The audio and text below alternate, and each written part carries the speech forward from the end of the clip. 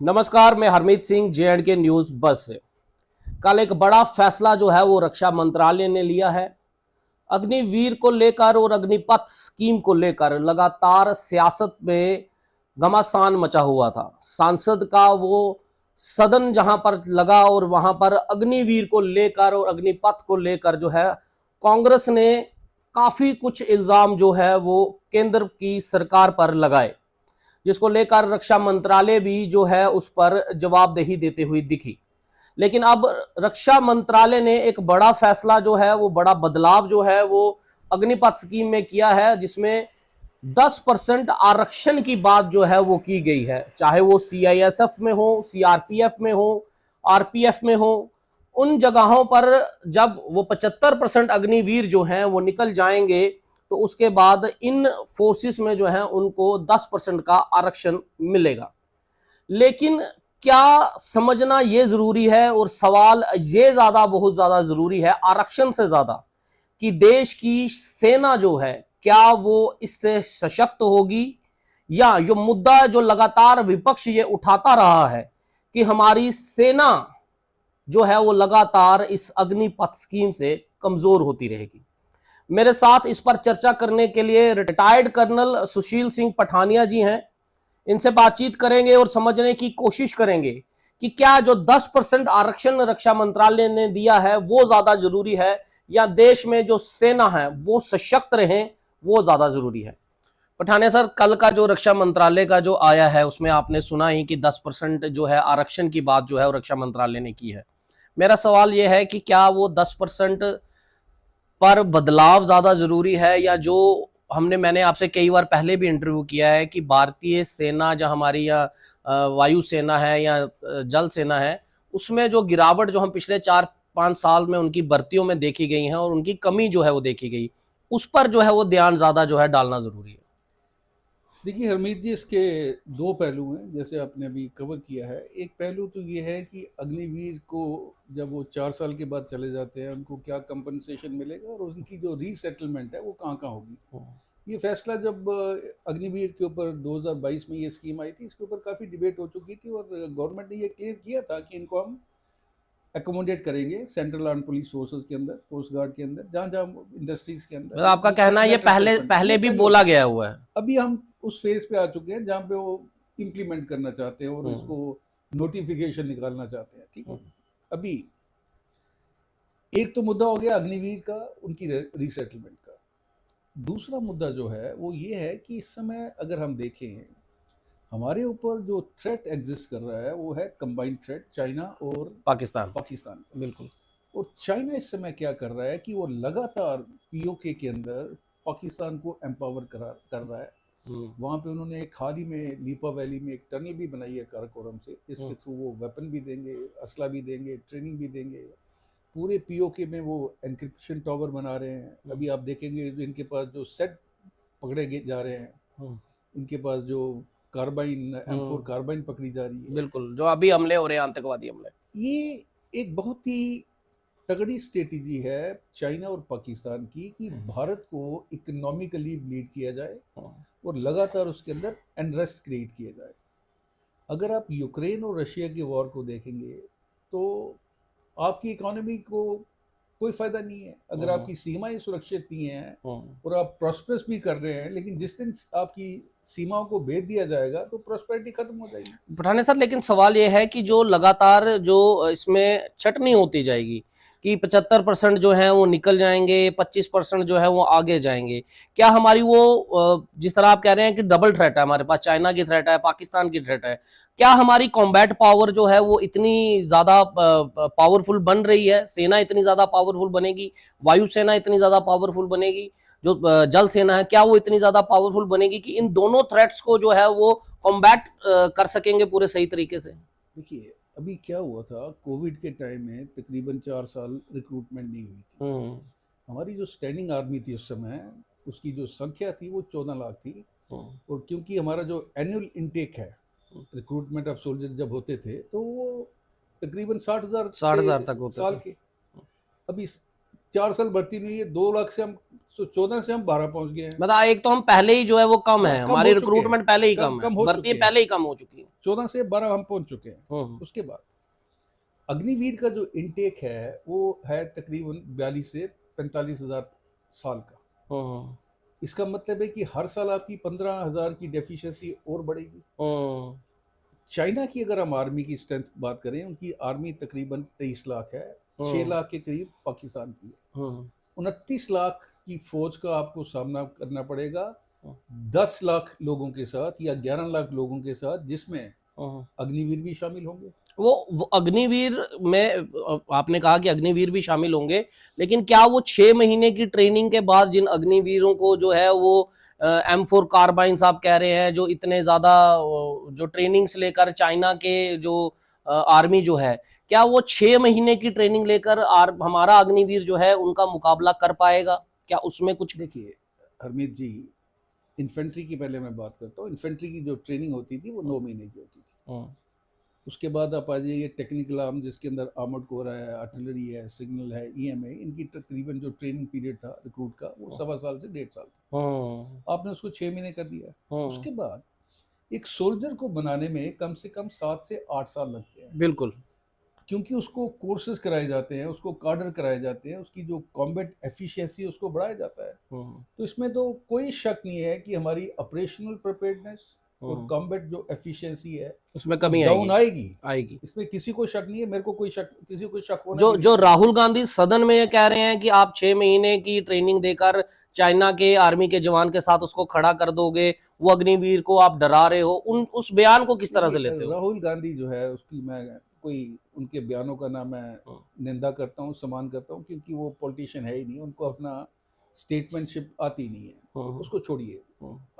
अगर आप देखेंगे जब 2022 के बाद एक वेटरन की तरफ से मांग उठी थी, कुछ वेटरन सपोर्ट कर बिल्कुल रहे थे, बिल्कुल ज्यादातर इसके अपोज कर रहे थे बिल्कुल। कि ये हमारे जो देश के हित में, देश की सुरक्षा के हित में और एम्प्लॉयमेंट फॉर यूथ, ये दोनों पैरामीटर पे ये स्कीम जो है उतरती नहीं है। उसके बाद आपने देखा होगा तकरीबन 3-4 महीने पहले डिफेंस मिनिस्टर राजनाथ सिंह जी ने एक स्टेटमेंट दिया था कि हम इसको रिवाइज कर रहे हैं, और अभी भी वो प्रोसेस चल रहा है। वो आर्मी भी इसके ऊपर काम कर रही है, और जो खबरें निकल के सामने आ रही हैं वो ये हो सकता है कि अग्निवीर का जो भी 4 साल का स्टिपुलेटेड टेन्योर था इंक्लूडिंग ट्रेनिंग, वो शायद 7 साल का हो जाए, और इनटेक जो 25% है उसको शायद ये 60% कर दें, जो टेक्निकल वाले हैं उनको 70% कर दें। तो अभी गवर्नमेंट इसके ऊपर क्या डिसीजन लेती है, क्या इसको रिवीजन करती है, बट बॉटम लाइन ये है, मेरी जो अपनी सोच है कि ये स्कीम जो है पूरी तरह से स्क्रैप की जानी चाहिए।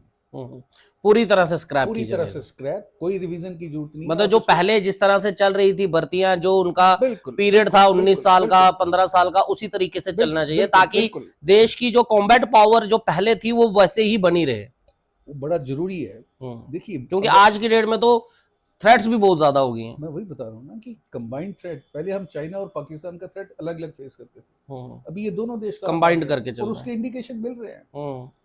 अभी तो हमने ये भी देखा सैटेलाइट से कुछ तस्वीरें यूवी दिखाई जा रही है कि अरुणाचल प्रदेश और लद्दाख के कुछ एरियाज में जो है चाइना जो है वो लगातार जो है वो बढ़त बनाने की, अपनी अंदर आने की कोशिश कर रहा है। देखिए वो अपना डेवलपमेंट जो है बॉर्डर एरिया की कर रहे हैं, हम भी कर रहे हैं। वो हमसे शायद थोड़ा आगे होंगे कि उनके पास रिसोर्सेज इकोनॉमिकली वो ज्यादा है।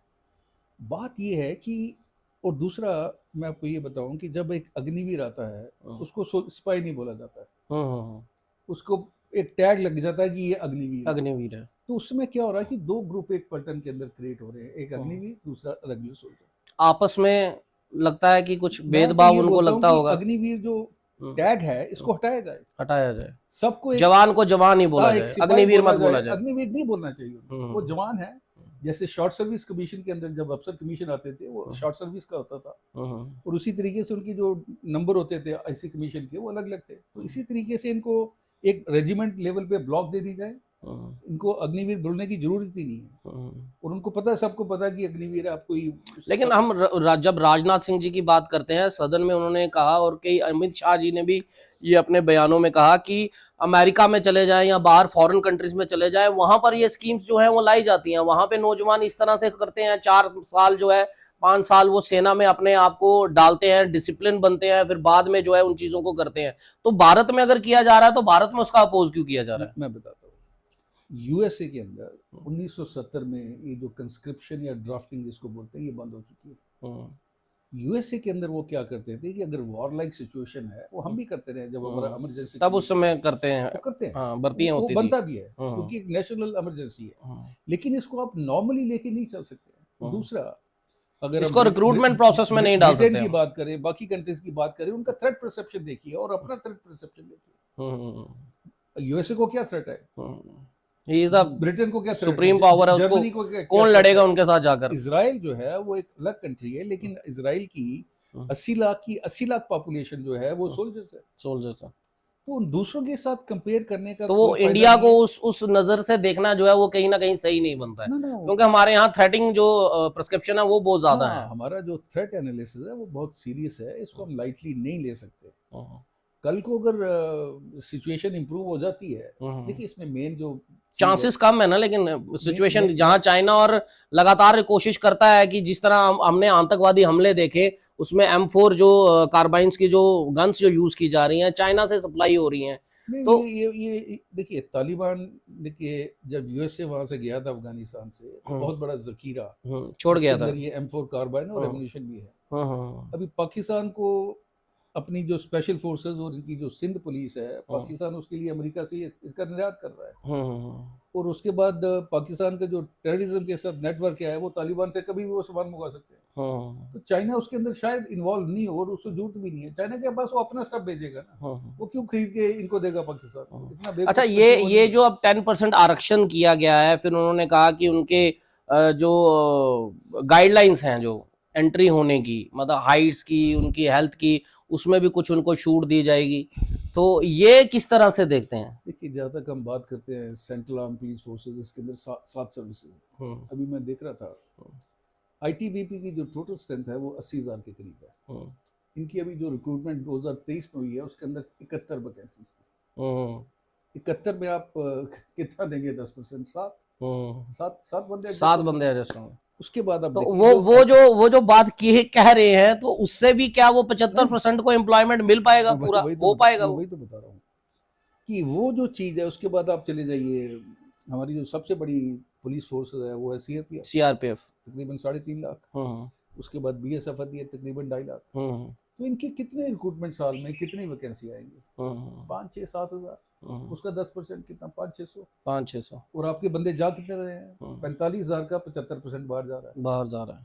तो इसके अंदर बहुत ज्यादा एनोमली है। अभी भी इसमें कुछ मॉडिफिकेशंस, कुछ अमेंडमेंट करनी जरूरी है, नहीं, या आरक्षण को बढ़ाना जरूरी है? मेरी जो टेक है, आपकी तो टेक ये है कि पूरी इसको खत्म ही कर दिया जाए, स्क्रैप किया जाए। गवर्नमेंट नहीं कर सकती है तो कम से कम 70 साल करें और उसके बाद 7 साल का जो ये प्रपोजल चल रहा है। लेकिन उसके अंदर एक और चीज आप देखेंगे, आप 7 साल एक बंदे को ट्रेन करते हो और जब पूरी तरह वो ट्रेन हो जाता है आप उसको निकाल देंगे।